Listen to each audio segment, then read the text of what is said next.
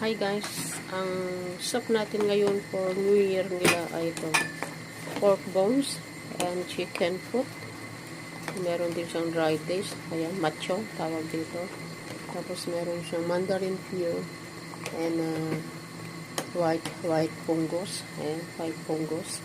Saka ito yung dry burdock, yung mga ganyan guys. Tapos ito yung mga may mga ganda ng mga ugat-ugat ng mga ewan sa mga Chinese herbs.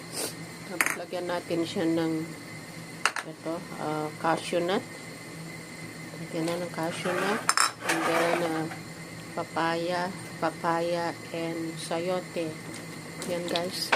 So yan ang soup natin ngayon. Yan ang soup natin sa kanila ngayon. Yan.